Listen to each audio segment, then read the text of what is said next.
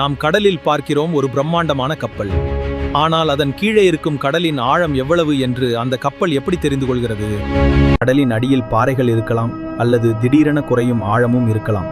இதை கண்டுபிடிக்காமல் இருந்தால் கப்பல் கடலடியில் மாட்டிக்கொள்ளும் அபாயம் உள்ளது. இதற்காக கப்பல்களில் பயன்படுத்தப்படும் முக்கியமான கருவிதான் எக்கோ சவுண்டர்.